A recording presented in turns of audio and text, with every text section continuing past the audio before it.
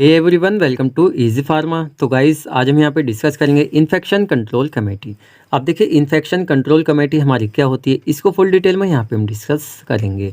तो इसको short form में यहाँ पे हम कह देते हैं आईसीसी, जैसे कि हम पीटीसी यानी फार्मेसी थेराप्यूटिक कमेटी कहते हैं। देखिए, पीटीसी हो गई, साथ में एचएफ हॉस्पिटल फॉर्मुलरी हो गया, हमारी आईसीसी हो गई। तो इनकी शॉर्ट फॉर्म आपको अच्छे से याद रखनी। क्या होता है, समटाइम मल्टीपल क्वेश्चन में आपसे दे देता है। आपको क्या कर देगा, शॉर्ट फॉर्म दे देगा, इसकी फुल फॉर्म आपको यानी चॉइस में दे देता है आपके पॉइंट में, तो आपसे पूछ लेता है, इसलिए आप इसको अच्छे से ध्यान रखें। अब हमारा जो सब्जेक्ट चल रहा है, हमारा चल रहा है hospital and clinical pharmacy D pharmacy second year का। तो हमारे यहाँ पे लास्ट 2 लेक्चर रहेगा इन्फेक्शन कंट्रोल कमेटी। हम देखेंगे इसकी डेफिनेशन, इंट्रोडक्शन क्या होती है, साथ में रोल ऑफ फार्मासिस्ट। एक तरह से फार्मासिस्ट का क्या रोल होता है इन प्रिवेंटिंग एंटी माइक्रोबियल रेसिस्टेंट। एक तरह जो एंटी माइक्रोबियल रेसिस्टेंट एक तरह से वहाँ पे हो रही है, उसको प्रिवेंट करने में क्या एक तरह से फार्मासिस्ट का रोल होता है। तो चलिए इसको पॉइंट टू पॉइंट हम डिस्कस कर लेते हैं।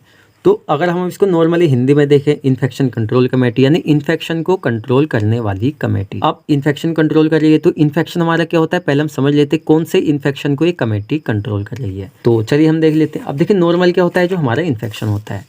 तो इन्फेक्शन एक तो हम नॉर्मली जानते हैं। देखिए क्या होता है, इन्फेक्शन इस तरह से कोई बंदा है, तो हमने आपको pharmaceutical chemistry D pharma first year में आपको क्या पढ़ाया था, काफ़ी सारी कैटेगरीज पढ़ाई थी, और हमने आपको फार्माकोलॉजी में पढ़ाई है। जैसे एंटी फंगल हमने आपको ड्रग पढ़ाया था। क्या होता है, डिफरेंट टाइप के माइक्रो ऑर्गेनिज्म होते हैं जो हमारी बॉडी के अंदर एंटर कर लेते हैं। अब मान लीजिए जो एक तरह से माइक्रो ऑर्गेनिज्म बॉडी के अंदर एंटर कर गए, तो हमारी बॉडी में क्या होता है, हमारा जो इम्यून सिस्टम होता है रिलीज़ करता है यहाँ पे एंटीबॉडीज़। अब ये एंटीबॉडीज़ यहाँ पे क्या करती हैं, एक तरह से जो हमारा माइक्रो ऑर्गेनिज्म वायरस बैक्टीरिया वगैरह इसके साथ में लड़ती हैं, इसको किल करती हैं, इनिबिट करती है, एक तरह से इसकी ग्रोथ को नहीं होने देती बॉडी के अंदर। तो हमारा बॉडी क्या करता है, एक तरह से बॉडी को एक तरह से प्रोटेक्ट करने का वर्क कौन करता है, जो एंटीबॉडीज़ होती हैं, जो एक तरह से इम्यून सिस्टम से रिलीज़ की जाती हैं। सम टाइम पे ऐसा हो जाए, एक तरह से जो एक तरह से एंटीबॉडीज है वही रिलीज नहीं कर रहा है, इम्यून सिस्टम बाई चांस कोई रीजन कुछ बीमारी वगैरह एक तरह से रिलीज तो कर रहा है, लेकिन जो एक तरह से यहाँ पे वायरस वगैरह माइक्रो ऑर्गेनिज्म में इन्फेक्शन कर रहा है, वो थोड़ा एक तरह से हाईली है। यानी एक तरह से जैसे कोरोना वगैरह हम कह सकते हैं कि ईजिली बॉडी से कंट्रोल नहीं हो रहा था। इस सिचुएशन में क्या होता है, जब एक तरह से इन्फेक्शन बॉडी में हो जाता है, तो हम भाई एंटीबायोटिक्स वगैरह यूज़ करते हैं। नॉर्मली फंगल इन्फेक्शन है एंटी फंगल यूज़ करते हैं, वायरल इन्फेक्शन है एंटी वायरल ड्रग यूज़ करते हैं, बैक्टीरिया का इन्फेक्शन है एंटी बैक्टीरियल ड्रग यूज़ करते हैं। डिफरेंट टाइप का इन्फेक्शन उसी के हिसाब से हम एंटीबायोटिक यूज़ करते हैं। देखिए, एक तरह से ये वाले इन्फेक्शन को भी ये कमेटी कंट्रोल कर रही है। साथ में इससे अलग जो हमारा मेन इन्फेक्शन यहाँ पे हमें देखने को मिलता है, जैसे कि मान लीजिए हॉस्पिटल है भाई, तो ये क्या है, एक हमारा हॉस्पिटल है। अब हॉस्पिटल के अंदर क्या होता है भाई, डिफरेंट टाइप के पेशेंट्स वगैरह आते हैं, डिफरेंट बीमारियाँ वगैरह होती हैं, तो उन्हीं से क्या होता है, हॉस्पिटल के अंदर भी एक तरह से इन्फेक्शन फैल जाता है। जैसे कि मान लीजिए नॉर्मल एग्जांपल हम कोरोना के ले लेते हैं। कोरोना का एक बंदा हॉस्पिटल में है, तो क्या हो रहा है, वो इन्फेक्शन एक तरह से फैल रहा है, क्योंकि कम्युनिकेट होने वाला एक तरह से क्या है, मतलब पर्सन टू पर्सन फैलने वाला वायरल इन्फेक्शन है। तो एक तरह से क्या होता है, वहाँ पे उस बंदे के थ्रू क्या हो रहा है, पूरे हॉस्पिटल में वायरस वहाँ पे ना हो जाए। साथ में कुछ एक तरह से मान लीजिए कोई बंदा है भाई, कोई बीमार है, उसके पास दूसरा बंदा उसका रिलेटिव वगैरह देखना आया, उसको इन्फेक्शन था और हॉस्पिटल में वैसे ही काफ़ी टाइप मतलब इन्फेक्शन फैला हुआ है वहाँ पे, तो उस बंदे को भी हो जाएगा। इस तरह का जो हमारा इन्फेक्शन होता है, इस तरह से इसको हम कहते हैं नोसोकॉमिनल इन्फेक्शन। तो इसको हम आगे देखेंगे। तो इस तरह के इन्फेक्शन को यहाँ पे कंट्रोल करने के लिए कुछ कमेटीज बनाई जाती हैं, जो कमेटी क्या करती है, पॉलिसीज वगैरह बनाती है, इस तरह से कंट्रोल करती है यहाँ पे इन्फेक्शन को। तो आई थिंक आपको समझ में आया होगा इन्फेक्शन हमारा क्या होता है। नॉर्मली यहाँ पर हमारी जो कमेटी है, कौन से इन्फेक्शन को यहाँ पे कंट्रोल करती है। नॉर्मली हमारा जो वायरल इन्फेक्शन है, बैक्टीरिया फंगी, उसको कंट्रोल चली करती है दवाई वगैरह के थ्रू।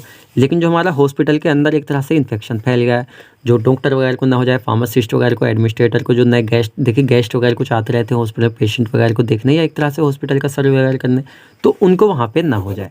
तो इसको कंट्रोल करने के लिए हमारी इन्फेक्शन कंट्रोल कमेटी बनाई जाती है, जो कमेटी कुछ पॉलिसीज क्रिएट करती है इस इन्फेक्शन को रोकने के लिए। चलिए अब हम देख लेते हैं यहाँ पे इसकी डेफिनेशन। यानी आई थिंक आपको अच्छे समझ आ गया होगा इन्फेक्शन कंट्रोल कमेटी हमारी किस तरह से यहाँ पे वर्क करने वाली है।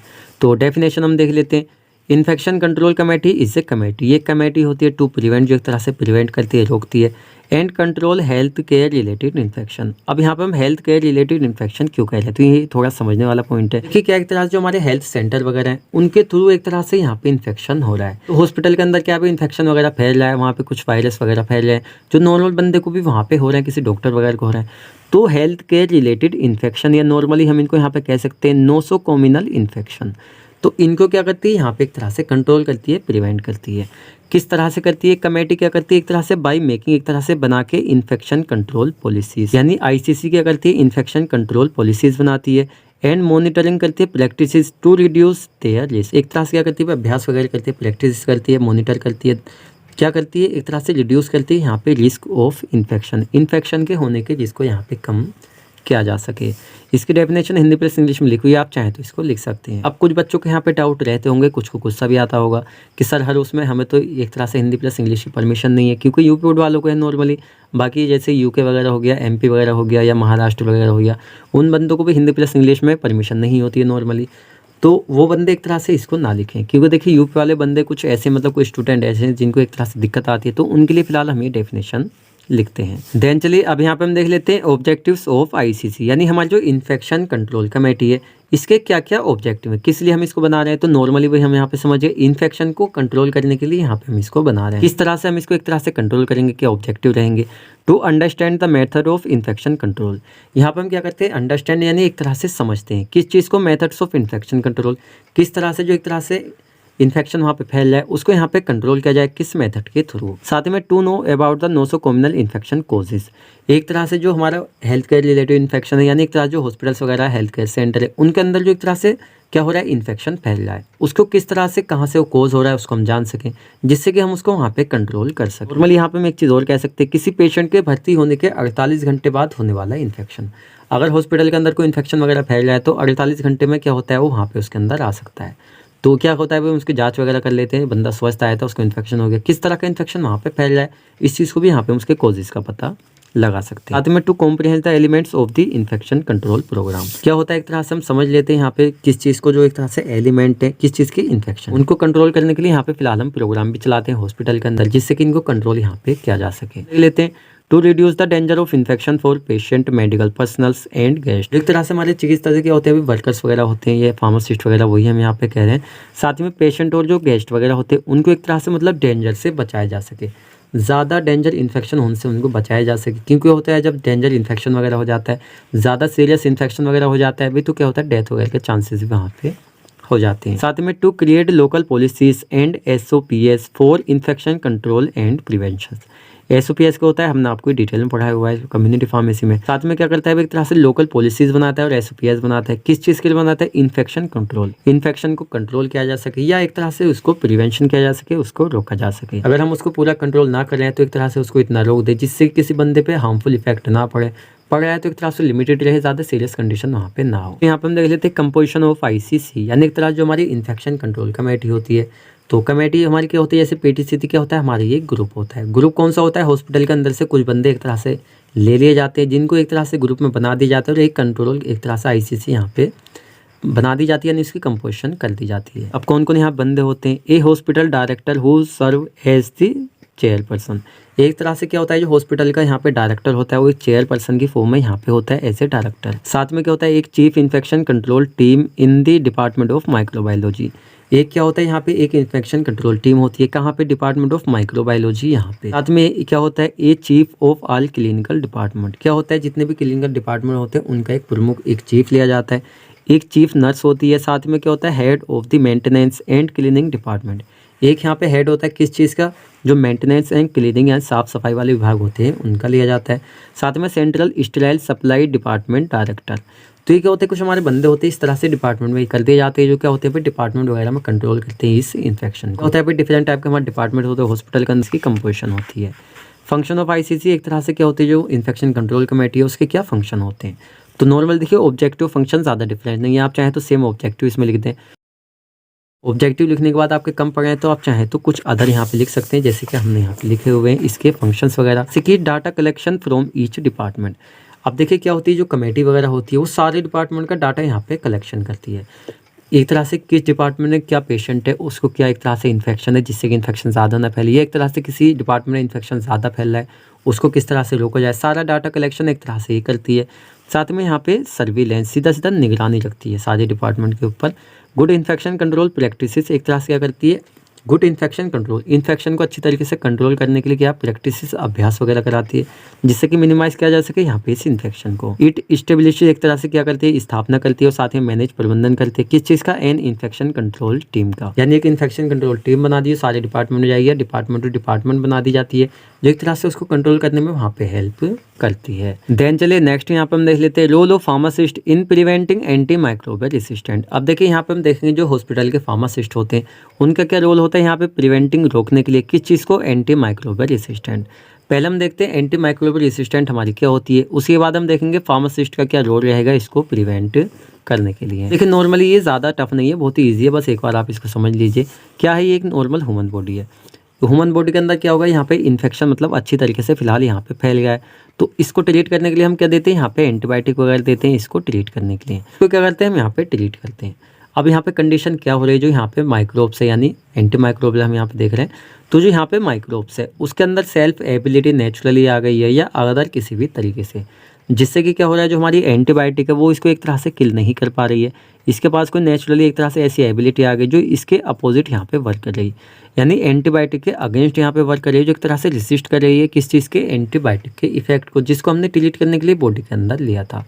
तो अब इसको एक तरह से कैसे प्रिवेंट किया जाए, रोका जाए, ये एक तरह से फार्मासिस्ट के रोल होंगे कहाँ पे, इसके अंदर। तो चलिए इसको हम देख लेते हैं। आप देखिए नॉर्मली क्या होता है, समटाइम आपको मान लीजिए फीवर हो गया, तो नॉर्मली भाई देखा जाता है कभी ना कभी भाई सभी को फीवर बुखार वगैरह आया होगा, तो आप किसी फिजिशियन के पास जाते हैं तो आपको 3 डोज मान लीजिए उसने दे दी, सुबह शाम दोपहर।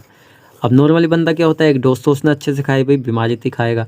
सेकंड डोज क्या किया, एक में थोड़ा वो सही हो गया, दोपहर वाली उसने नहीं खाई, ना ही शाम वाली खाई। तो इससे क्या होता है, जो एक तरह से माइक्रो ऑर्गेनिज्म है उसने जब आपने दवाई खाई तो एक तरह से भाई उसको थोड़ा सा वहाँ पे इफेक्ट हुआ, लेकिन जब आपने दोपहर में नहीं खाई तो एक तरह से सहनशीलता उसके अंदर आ गई, उसको पता चल गया इतनी डोज में थी इस तरह की, तो आगे जब आप उसको खाएंगे तो वो उसको सहन कर लेगा। अब ये नहीं होता अगर आप उसको 3 डोज खाते, जैसे कि मान लीजिए दवाई जब आप बॉडी में ओरल लेते तो कुछ इस तरह से हमारे ये इफेक्ट चलता है।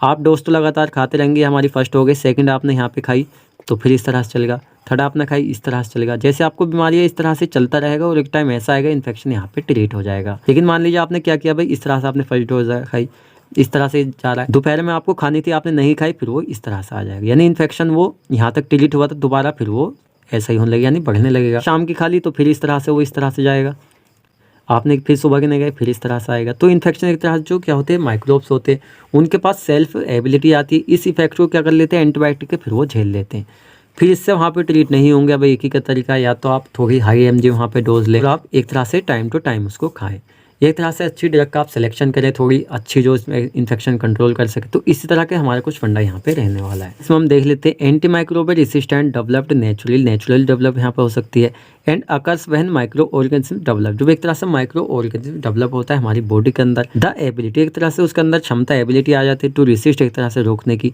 The medication that has been used to treat them, जो एक तरह से मेडिकेशन इन्फेक्शन को हमने ट्रीट करने के लिए है उसको एक तरह से रेसिस्ट करने की एबिलिटी एक तरह से माइक्रोब्स के अंदर आ जाती है। फार्मासिस्ट रोल्स इन एएमआर, यानी एक तरह से एंटी माइक्रोब रेसिस्टेंट में क्या एक तरह से रोल है फार्मासिस्ट के, वो यहाँ पे हम पॉइंट टू पॉइंट देखने वाले हैं। He should distribute medicine in safe and appropriate manner. अब ही हम यहाँ पे क्यों लगा रहे हैं, लड़के लड़का जो भी फार्मासिस्ट है उसको एक तरह दवाई को डिस्ट्रीब्यूट करनी चाहिए पेशेंट्स वगैरह को जिनको इन्फेक्शन वगैरह हो रहा है, आउट पेशेंट, इन पेशेंट, नॉर्मली हम इन पेशेंट यहाँ पे देख रहे हैं क्योंकि हॉस्पिटल के थ्रू इन्फेक्शन हो रहा है, इन्फेक्शन यानी हॉस्पिटल के अंदर जो पेशेंट है उनको हो रहा है। सेफ और एप्रोप्रिएट मैनर में उनको ड्रग डिस्ट्रीब्यूट करें, साथ में शी ही राइज एक तरह से वो बढ़ाएं किस चीज़ को, अवेयरनेस को, जागरूकता को, on the risk of appropriate drug use, यानी एप्रोप्रिएट ड्रग को अच्छी तरीके से यूज़ करें, उनको यूज़ सही से ना करने का रिस्क वगैरह हो सकते हैं, इस चीज़ के लिए हम जागरूकता वहाँ पे फैला सकते हैं, जो कि फार्मासिस्ट का रोल है कहाँ पे, हॉस्पिटल के अंदर। साथ में he she prevent and control infection by decreasing infection transmission, क्या कर सकते हैं भाई, एक तरह से मान लीजिए ट्रांसमिशन हो रहा है एक बंदे से दूसरे बंदे में, लाइक जैसे कोरोना था, तो क्या कर सकते हैं भाई, दूरी वहाँ पे बना सकते हैं, मास्क वगैरह या बहुत ही टाइप की चीज़ें जिससे हम ट्रांसमिशन होने से रोक सकते हैं उसी इन्फेक्शन का। साथ में he she ensured immunization to decrease antibiotic misuse, क्या होता है भाई यहाँ पे इंश्योर हम कर सकते हैं इम्यूनाइजेशन, पित्ती रक्षा, या सीधा टाइम टू टाइम हम करा सकते हैं जो टीका वगैरह लगता है, वैक्सीन वगैरह लगती है, जिससे कि एंटीबायोटिक का कम यूज़ वहाँ पे हो सकता है, जिसके अगेंस्ट वो एक तरह से वायरस है वो वहाँ पे रेसिस्टेंट प्रोड्यूस नहीं करेगा। चलिए 5th पॉइंट यहाँ पे हम देख लेते हैं, he she guide hospitals on the selection and application of suitable antibiotic disinfectant and stimulants. अब देखिए यहाँ पे एक चीज़ आप समझने वाली है, क्या होती है जब हॉस्पिटल वगैरह सिलेक्शन करते हैं एंटीबायोटिक का, तो उस पर क्या कर सकता है फार्मासिस्ट वगैरह उनको गाइड कर सकता है, अगर मतलब सजेस्ट उनको कर सकता है, अगर वो उस बात को मान लेते तो भी अच्छा है, तो क्या उनको सजेस्ट कर सकता है, चयन करते हैं हम दवाइयों को चयन वगैरह करते हैं एंटीबायोटिक्स वगैरह का, या उसके आवेदन कर सकता है किस चीज़ के लिए, ऑफ सुटेबल एंटीबायोटिक, जो एक तरह सुटेबल एंटीबायोटिक है उनको परचेज वगैरह करने के लिए। साथ ही में डिसइंफेक्टेंट, अब देखिए एक तो होते हैं हमारे एंटीसेप्टिक, एक होते हैं यहाँ पे डिसइंफेक्टेंट। एंटीसेप्टिक वो होते हैं लिविंग सरफेस पे यूज़ किए जाते हैं ह्यूमन बॉडी के ऊपर। डिसइंफेक्टेंट वो हो जाते हैं जैसे कि मान लीजिए भाई हेल्थ सेंटर वगैरह या हॉस्पिटल है, तो उसकी जो सरफेस वगैरह होती है, जैसे फर्श वगैरह होता है, जो रूम वगैरह होते हैं उनके मार्बल्स वगैरह लगे हुए होते हैं, तो उनको एक तरह डिसइंफेक्टेंट लाइक फिनॉल वगैरह का हम यूज़ करते हैं, जिससे कि क्या होता है मतलब वो वहाँ पे किल हो सके। क्योंकि क्या होता है भाई सरफेस वगैरह फैल जाते हैं माइक्रोब्स वगैरह, तो उनसे क्या होता है इन्फेक्शन फैल सकता है। तो अच्छे डिसइंफेक्टेंट यहाँ पे सेलेक्ट करें जिससे कि यहाँ पे सही रहे। साथ में स्टील लैंड। नेक्स्ट हम देख लेते हैं 6 point, he she provide a successful medication therapy management. एक अच्छी सक्सेसफुल थेरेपी वहाँ पे प्रोवाइड कराए जिससे कि इन्फेक्शन वहाँ पे सही हो सके या उसकी मैनेजमेंट करे। 7 पॉइंट हम देख लेते हैं, he she advise patient on medication administration and their appropriate effective safe and responsible use. तो फार्मासिस्ट है ही शी, लड़की लड़का जो भी है वो एडवाइस दे सकता है यहाँ पे पेशेंट को और मेडिकेशन एडमिनिस्ट्रेशन, कैसे अच्छी तरीके से मेडिकेशन को एडमिनिस्ट्रेट करे, और साथ में देयर अप्रोप्रिएट इफेक्टिव, और अच्छी तरीके से सेफ तरीके से कैसे रेस्पॉन्सिबल तरीके से उसका यूज़ करे या उसके लिए वो रेस्पॉन्सिबल वहाँ पे रहे। He she discusses and work with physician to ensure the best and responsible use of antibiotic. यहाँ पे फार्मासिस्ट है उसके एक तरह से डिस्कस करना चाहिए या एक तरह से वर्क करना चाहिए साथ मिलके किसके, फिजिशियन के, जो दवाई वगैरह लिखता है, जिसको पूरी एक तरह से अच्छी मतलब उससे भी अच्छी तरीके से उसको नॉलेज होती है। एक तरह से ये किस लिए करे डिस्कस या एक तरह से उसके साथ वर्क क्यों करे, जिससे कि इंश्योर कर सके, पता लगा सके best and responsible use of antibiotic, किस तरीके से अच्छी तरीके से बेस्ट तरीके से एंटीबायोटिक का यूज़ किया जा सकता है। एक तरह से रेस्पॉन्सिबल यूज़ यहाँ पे एंटीबायोटिक का किया जा सकता है या होता है या हो सकता है। इस तरह के हमारी कुछ रेस्पॉन्सिबिलिटीज जो एक तरह से यहाँ पे अदा कर सकता है फार्मासिस्ट, जो कि एंटी माइक्रोबियल रेसिस्टेंट को प्रिवेंट करने में यहाँ पे रोल रहेगा इस फार्मासिस्ट का। देखिए हमारी जो यहाँ पे यूनिट थी सेकंड, ये हमारी यहाँ पे कंप्लीट हो चुकी है। तो आई थिंक आपको बहुत ही अच्छी तरीके से समझ आया होगा क्या होती है हमारी आईसीसी यानी इन्फेक्शन कंट्रोल कमेटी। अब आपको वीडियो लेक्चर कैसा लगा आप में कमेंट करके बताएं। साथ में कोई भी डाउट आपका रहेगा तो आप उनसे कमेंट सेक्शन में क्लियर कर सकते हैं।